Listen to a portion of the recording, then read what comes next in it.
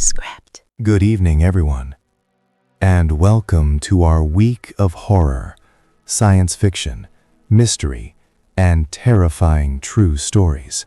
That's right. Throughout this week, we'll be bringing you stories with a supernatural theme. Tonight, we'll start with an online friend from the future, 2122. You know, I've never been good at connecting with people. I mean, not really. Not in the normal way. That's probably why I ended up in that crappy forum in the first place. A digital hole for people like me. People who hate their office jobs but are too tired to quit. The kind of place you go at 2 in the morning hoping to feel some kind of connection with real humans. Even though everyone is just as miserable as you are. That's where I met Jay.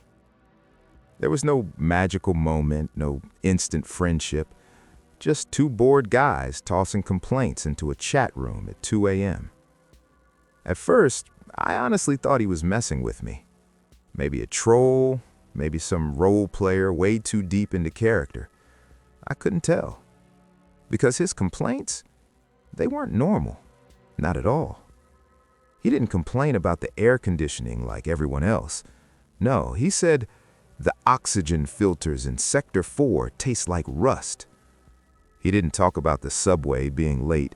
He ranted about the damn magnetic capsules vibrating too much.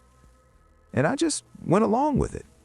I mean, why not? It was entertaining, better than staring at spreadsheets all night. But after a while, it stopped being funny. I realized Jay wasn't joking, not even a little. He spoke about the Great Blackout of '85 as if it was basic history, like everyone already knew it. And the way he described his city, it gave me chills. I remember thinking, what the hell is he seeing? This can't be real, can it?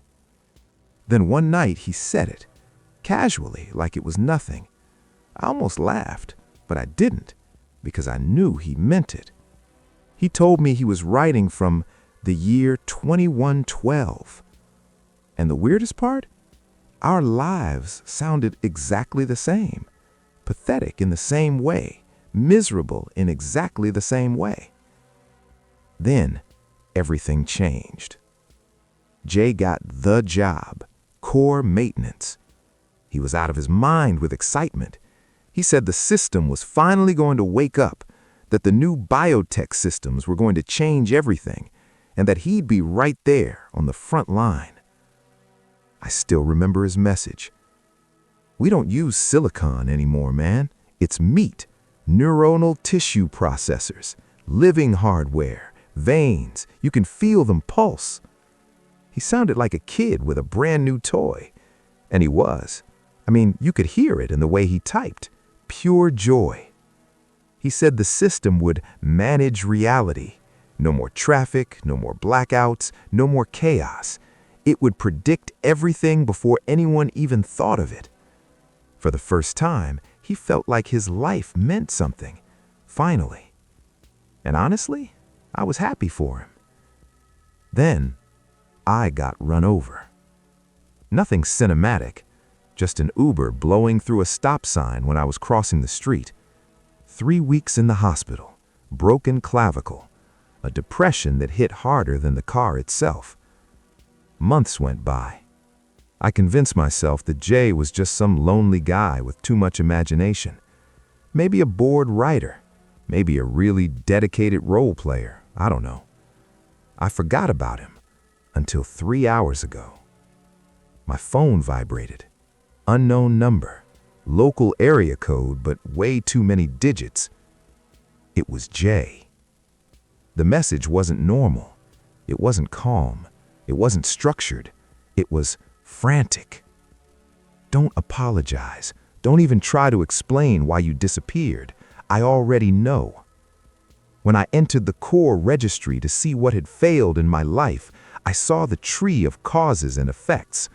I saw your name there, buried in millions of data points. I saw the report of your accident, the car model, your broken clavicle, the exact days you'd be unconscious, The system had it all recorded decades ago. It knew you'd disappear.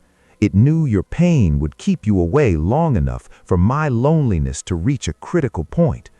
You're just like everyone else, a variable. In the registry, I saw the simulation, a perfect video. Me on the walkway of Sector 7. I don't know if I slipped or if my body just gave up, but I saw myself fall straight into the main generator. And the sound? God, it wasn't a scream. It was that high-voltage buzz, a crack, then an electric hiss that vibrates in your teeth. The system played it over and over, like a tutorial. I tried to change it, reported sick, locked myself in my room, but the system doesn't create the future.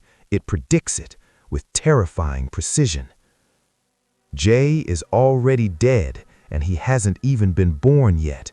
And I'm here typing this with one hand because the other still aches when the weather changes. If anyone out there is working on neuronal biotechnology, please destroy it before it's born.